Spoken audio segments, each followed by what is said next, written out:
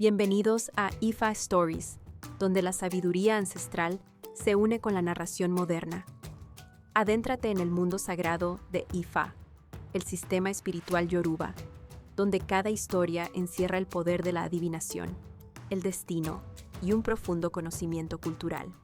Acompáñanos mientras desvelamos los misterios de los orishas, las fuerzas divinas que guían nuestro camino, Orunmila, los irunmoles y muchos más. Cada historia es un puente entre el pasado y el presente, tejiendo lecciones atemporales que inspiran, iluminan y transforman. Abraza la sabiduría, honra la tradición y embárcate con nosotros en el corazón de Ifa. Suscríbete ahora y deja que las historias te guíen. Para explorar historias yoruba completas, enseñanzas de Ifa y sabiduría ancestral, visita nuestro sitio web www.ifastories.com. Da un paso en el camino sagrado para acceder a más recursos e información. ¿Por qué Ogedi es quien despierta a Orunmila? Rezo.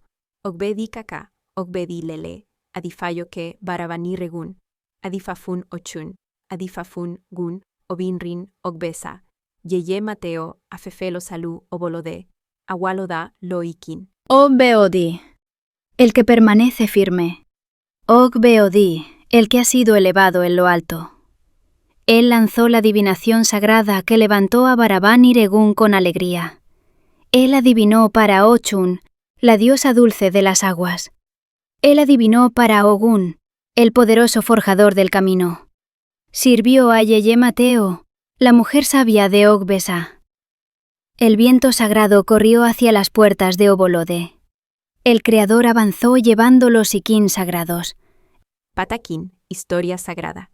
En los tiempos primordiales, Runmila tenía un secretario que lo despertaba cada mañana.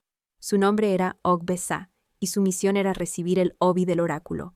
Pero llegó a saber tanto que dejó de llamar a Runmila en voz alta, y comenzó simplemente a tocarlo para despertarlo. Un día, Yeye Matero, la madre pensadora, esposa de Runmila, vio cómo Ogbesa lo tocaba en vez de llamarlo, y también notó que Runmila se despertaba sintiéndose mal. Pensó para sí, debo buscar otro secretario. Ogbesa ya no sirve para este trabajo.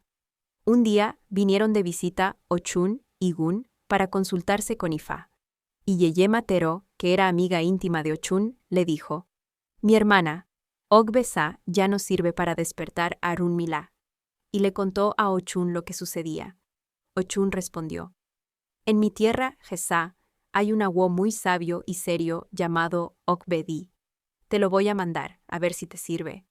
Cuando Ochun regresó a Gesá, llamó a Ogbedi y le dijo, «Para que te hagas grande, te voy a mandar a la tierra de Ife.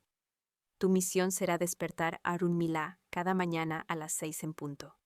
Ella le enseñó el oriquí sagrado, rezo, para despertar a Runmila, y luego le dijo, «Cuando llegues, yo ya estaré en la puerta con Gun para que tus palabras sean confirmadas como verdaderas». A la mañana siguiente, a las 6 en punto, Ogbedi llegó a casa de Runmila. Yeye Matero lo recibió y le preguntó, «¿Eres tú quien mandó Ochun para despertar a Runmila?» Él respondió, «Sí». Observándolo con atención, Yeye Matero le dijo, «Entonces, despiértalo». Ogbedi se arrodilló delante de Runmila y, sin tocarlo, le recitó el oriquí sagrado que Ochun le había enseñado. Runmila se despertó tranquilo, y en ese mismo instante tocaron la puerta. Era Ochun junto con Gun. Runmila respondió, «Iboru, Uboya, Ubosheshe», saludo tradicional de Ifa que significa aceptación y reverencia.